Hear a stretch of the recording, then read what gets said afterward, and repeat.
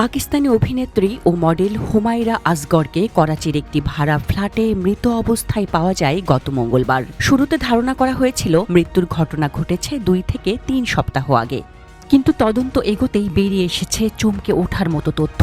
হুমায়রা মারা গেছেন 9 মাস আগে, অর্থাৎ 2024 সালের অক্টোবরে। আরব নিউজের এক প্রতিবেদনে বলা হয়েছে, করাচির police surgeon doctor Sumaiya Saeed ময়না তদন্তের পর জানান, মরদেহর অবস্থা দেখে ধারণা করা হচ্ছে হুমায়রার মৃত্যু বহু আগেই হয়েছে। ফ্ল্যাট থেকে তার গলা পচা মরদেহ উদ্ধার করা হয়, যার অবস্থা ছিল চরম পচনধর্মী। ফোনের কল রেকর্ড এবং সোশ্যাল মিডিয়া অ্যাকাউন্ট ঘেঁটে তদন্তকারীরা দেখেছেন হুমায়রার সর্বশেষ মোবাইল ব্যবহার হয় 2024 সালের অক্টোবর মাসে।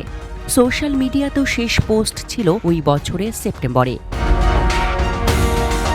করাচি পুলিশের deputy inspector general Syed Asad রাজা জানান, স্থানীয়দের কাছ থেকে কয়েকদিন ধরে ওই ফ্ল্যাটে কোনো নড়াচড়া না দেখার অভিযোগ পেয়ে পুলিশ ঘটনাস্থলে যায়। দরজায় বারবার কড়া নাড়ার পর সাড়া না মেলায় পুলিশ দরজা ভেঙে ঘরে ঢোকে। এরপরই মেঝেতে পড়ে থাকা হুমায়রার মরদেহ উদ্ধার করা হয়। মৃত্যুর পর আরও একটি বিষাদের খবর সামনে আসে। হুমায়রার পিতা তার মরদেহ গ্রহণে অস্বীকৃতি জানান, ফলে দাফনের দায়িত্ব নিয়েছেন হুমায়রার ভাই। একসময় জনপ্রিয় মডেল হুমায়রা আসগর কাজ করেছেন বহু বিজ্ঞাপন, ফ্যাশন শো ও নাটকে। 2015 সালে আলোচিত চলচ্চিত্র জালিবিতে অভিনয় করে প্রশংসিত হন। এছাড়া তিনি অংশ নেন টিভি রিয়েলিটি শো তামাশা ঘরে। তবে সাম্প্রতিক বছরগুলোতে তিনি শোবিজ থেকে অনেকটাই দূরে সরে গিয়েছিলেন। নিজের জীবন নিয়ে প্রকাশ্যে খুব একটা কথা বলতেন না, একাকী জীবনযাপন করতেন।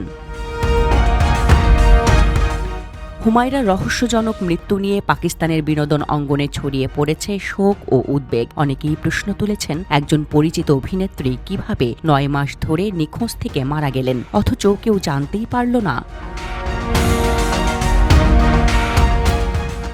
Desk report, Dhaka express.